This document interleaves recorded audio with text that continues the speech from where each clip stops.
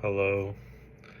It is currently 2:45 a.m. I just got back from the airport back to campus, and I'm doing this. I read the article. I'm gonna give a combined thing because I'm too tired. Read through the article, the ethics for music educators, and then also the New York State Code.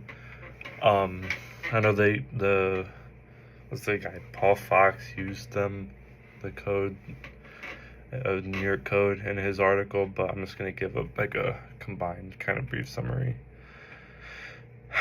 I'm just gonna list off some things that both had in common, because I just figured it would be kind of insightful for me to say for myself and for it to be said out loud.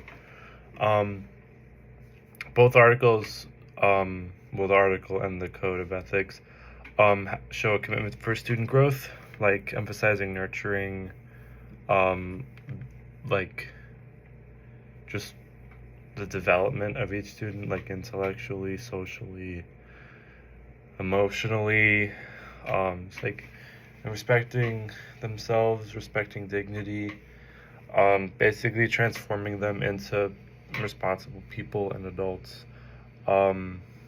And everything that I say is going to apply to both articles. I'm not going to say like both articles, I'm just going to say the thing. They both have an emphasis on professional, like being professional and honesty. Educators have to act with honesty and fairness, and show kind of like model behavior, like ethical behavior and maintaining trust within the community. They have to be creative and support creative and challenging environments.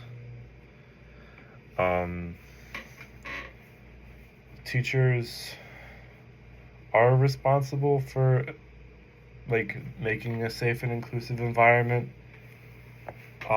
as well as also making it like rigorous and challenging, encouraging critical thinking, how to be like oneself.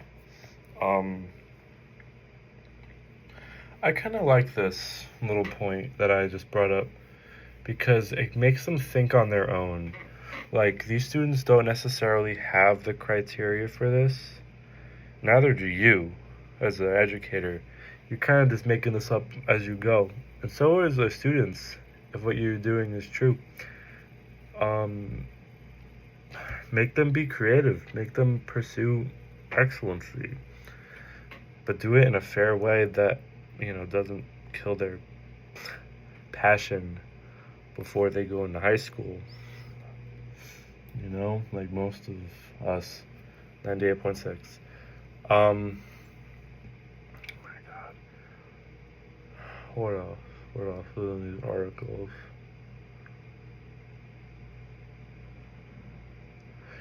I think both things had a brief blurb on like collaboration, with like families and friends and such, like working with fellow teachers, community members to support like success, to kind of be like, hey, we're trying to get these students to learn.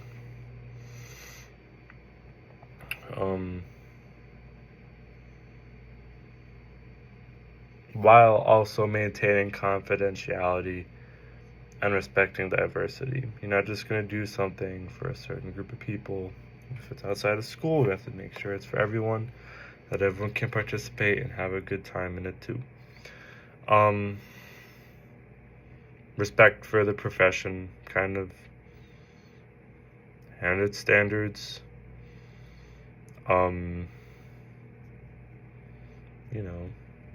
Study the code of conduct. Make sure there's nothing that you do that's outside of the guidelines.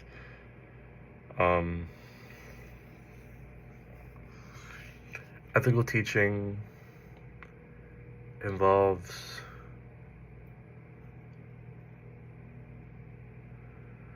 kind of keeping to heart the main values of the educational field as well as its responsibilities.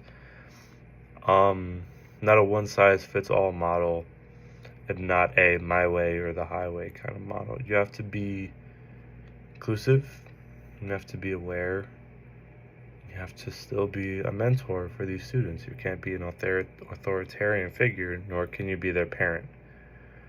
Um, you can't be too easy on them, you have to be challenging on them. And that's kind of what I got from these two articles. I read them as my flight was delayed for 3 hours. I was supposed to get here at like 10, be on campus at 10, and it is almost 3 o'clock. So, we love having delayed flights with no compensation, which there should be, but anyways, that's all. Thanks for listening to this tired tangent.